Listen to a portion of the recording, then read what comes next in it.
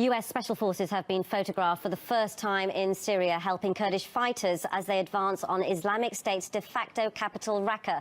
The pictures were snapped by an agency reporter for AFP.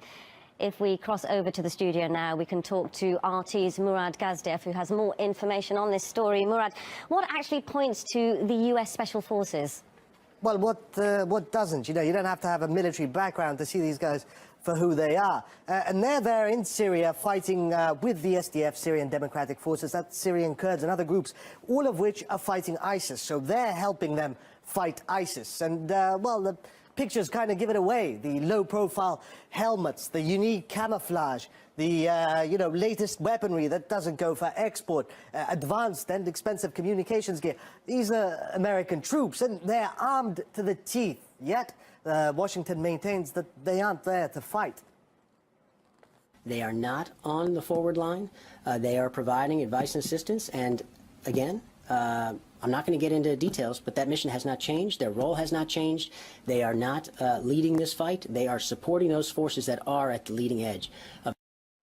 Funnily enough, YPG, SDF, officials on the ground are reportedly saying that these guys are everywhere. They're on the ground, they're in the air, they're on the front lines where the fighting is taking place, fighting against ISIS. So clearly, you know, if you listen to them, they're involved in the fight. But is this evidence proof enough? Well, we've heard for a while. Obama promised there'd be no boots on the ground in Syria. Well, now you have boots on the ground in Syria. Funny thing is, though, insignia. Often the insignia, American flags, are missing from their uniforms. And you have them, American Special Forces, with YPG, and in this case, YPJ, that's an all-female unit of Kurdish fighters, with their insignia on instead.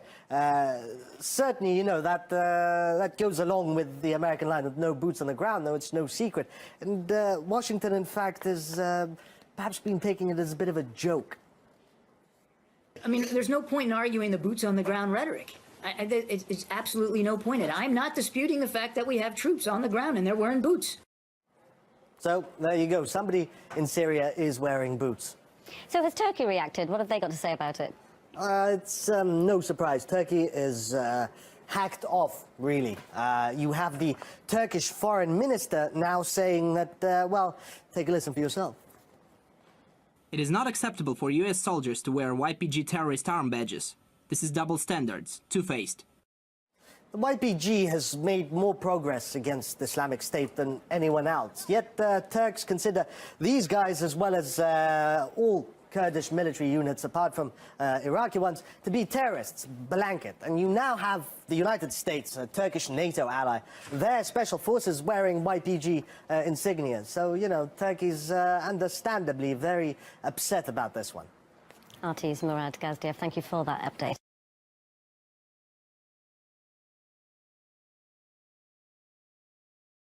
Vladimir Putin has warned that the US anti-missile defense system in Europe risks the entire region's safety. Rockets within a 500-kilometre range are being positioned in Romania now. Rockets with a 1,000-kilometre range are on the way. But what's even worse? These rockets can easily be replaced at any moment with long-range rockets that can travel 2,400 kilometres and no one will notice, even the Romanians. This is a huge danger to us and we will have to react immediately. Those parts of Romania that didn't know what it's like to be in the crosshairs will have to face our countermeasures that ensure our safety. The Russian president was speaking at a joint press conference with the Greek Prime Minister, Alexis Tsipras, during Putin's visit to Athens. RT correspondent Roman Kolchev has more from the Greek capital. Vladimir Putin said that the American anti-missile defense system in Eastern Europe poses a real threat to Russia. That system was initially put in place in various countries surrounding Russia in order to counter the Iranian nuclear threat. But due to certain agreements that were made recently, the Iranian nuclear threat no longer exists. So all these new anti-missile defense systems that are being put in place all around Eastern Europe, basically very close to Russian borders, really pose a threat to Moscow. The Russian president said that Moscow is ready to cooperate on this anti-missile defense issues with the United States. However, he added that there's no one to talk to about that, as Moscow hears no response to this issue from the Americans. Well, let's discuss the US anti-missile defence system in Europe further now with political commentator Lawrence Davidson. Welcome, Lawrence. Now, the US insists that its anti-missile defence system in Europe is not targeting Russia. What is your view of that? Well, you might ask them who it is targeting. I mean, obviously, it's this placement of missiles in Eastern Europe sends a message to Russia. And the message is, look, you are not allowed to have a sphere of influence. Indeed, the Chinese aren't allowed either. The only one who can really have a sphere of influence is the Americans and their proxies in Europe. This has been this is essentially the Cold War theory of containment brought into the 21st century. So the whole notion that these missiles aren't targeted towards the U.S. or Russia is just baloney. I mean, who else are they aiming at? The Scandinavians? What? As well as the issue of who they're targeting, another issue is where they're actually located. President Putin said that the US could even place long-range missiles in Romania and do so without the Romanians knowing about it. Is that a likelihood, do you think? Well, I don't know. It depends upon who's in charge in Washington. But in fact, there's precedent, I mean, for this. I mean, you've got, you have the history of missiles in Turkey. And those missiles were interchangeable in many ways as well. I mean, they were, I believe at the time, they were intermediate range missiles. But there's no reason why you can't upgrade the status of these missiles. I think that the Russian government has every reason to be concerned, and the hypocrisy of all this is to be noted. I mean, what would happen if Russia had given intermediate or long-range missiles to the Venezuelans? I mean, Washington would go, pardon the pun, ballistic. So essentially, we've got an opportunistic, potentially neoconservative war party in Washington, particularly among the Republicans. They're putting pressure on Obama and the Democrats. Probably Hillary Clinton has given her okay to this move, and it's a dangerous one. Putin had lots to say about Romania. He actually said that they could be in the crosshairs if the US decides to place long-range missiles there. Do you think that Romania should be worried? I would. In fact, I think they're already in the crosshairs. I mean, what is the Russian response to be? They're going to have to move their own missiles into proximate areas to the eastern border, particularly Romania. I mean, you could always replicate the Warsaw Pact strategy and just put 10,000 tanks on the Romanian border or something like that. I mean, Romania, by soliciting this move, has become a magnet, and Poland too. So you can't have this kind of armory in your country and not be in the crosshairs. It's just the logic of the situation. Many thanks for joining us, Lawrence. Our guest is our political commentator, Lawrence Davidson. Thank you.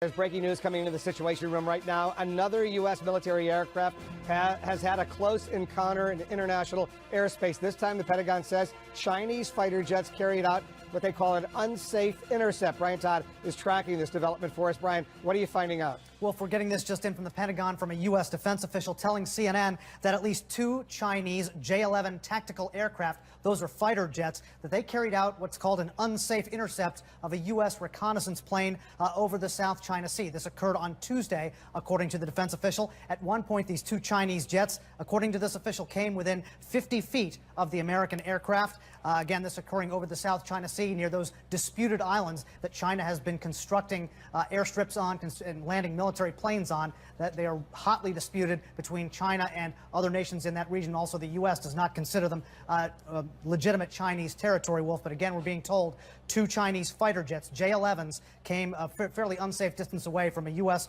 reconnaissance plane within 50 feet of it on Tuesday over the South China Sea. My colleague Jim Sciutto points out, for some context, this isn't the first time this has happened, but the Chinese usually resort to warnings for American reconnaissance jets over the radio. They usually don't fly this close. This is a relatively rare occurrence, and we're told by this U.S. official that Americans are protesting this through diplomatic and military channels.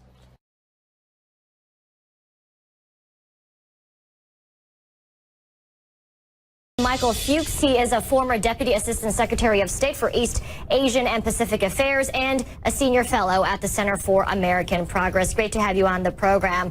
So as we heard there in that piece, as we set this up to the interview, President Obama saying that the lifting of this arms ban is all about normalizing relations with Vietnam, but obviously the prevailing belief is that, no, this is about countering China. How far do you think Vietnam will be willing to go when it comes to this new strategic partnership with the U.S. when it comes to staving off China in the South China Sea?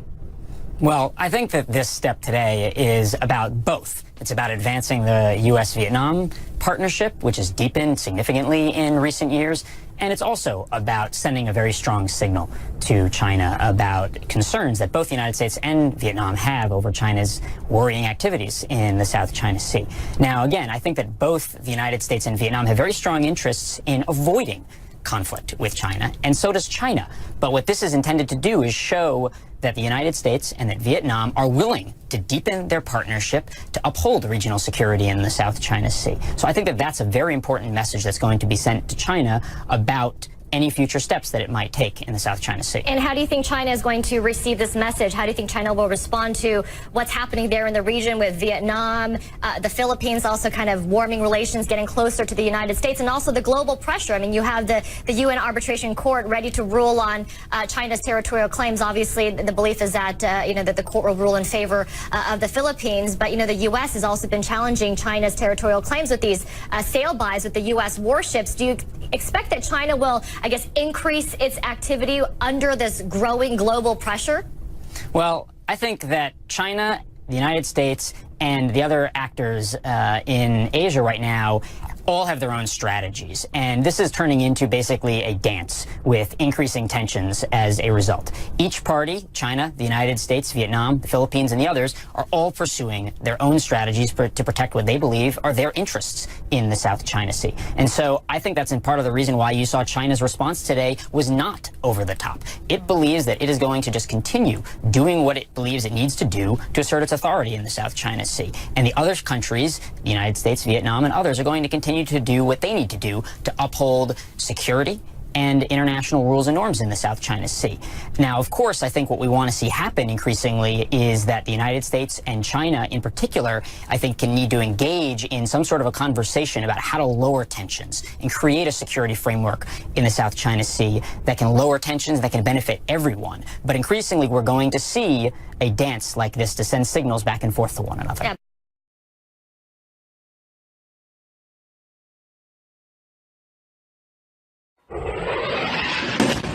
The raging civil war in Yemen gave the al-Qaeda affiliate there the ability to move in and take over this southern port city of Mukalla, giving the most dangerous al-Qaeda group in the region a new place to dig in.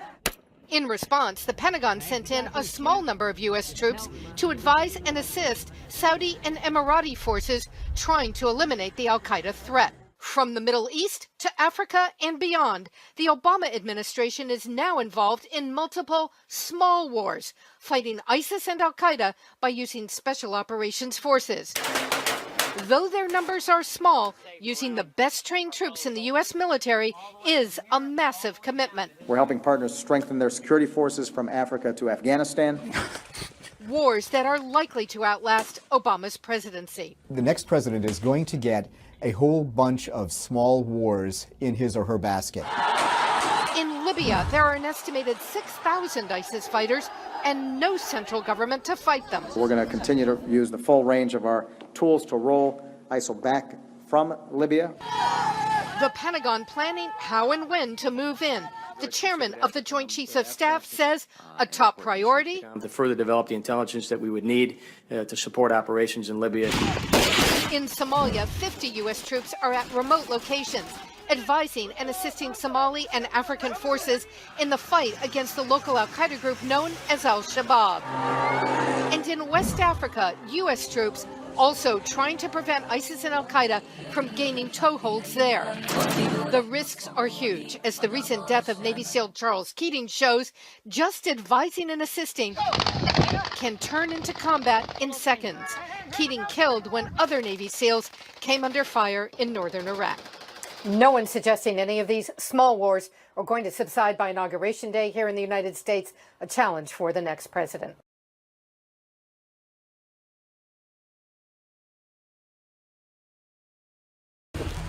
Below the bridge wing.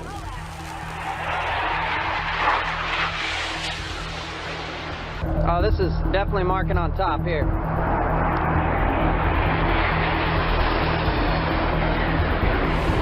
Five knots. We have two Russian Su-24s currently conducting multiple passes at CPAs of 75 feet. Wings are clean, continuing to track and monitor. On course 271 true at 3 knots.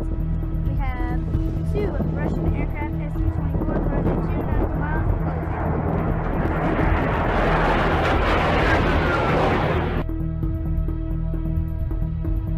We have two Russian Su-24s currently conducting multiple passes at CPAs of 75 feet. Wings are clean, continuing to track and monitor.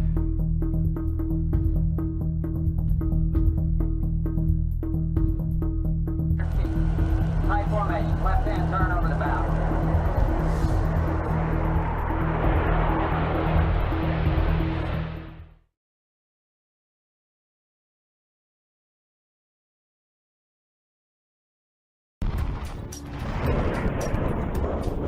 We're exercising all facets of warfare that might be threatening to the region.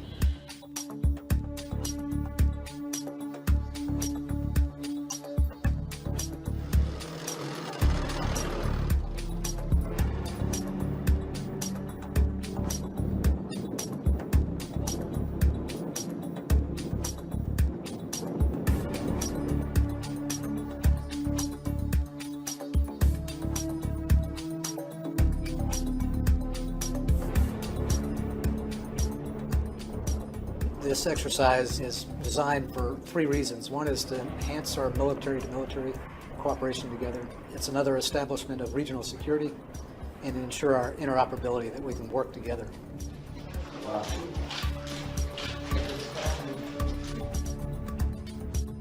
What's happened over time certainly shapes the type of scenarios that we create for the exercises. In this particular exercise, we're not only facing a conventional threat, but an unconventional threat at the same time.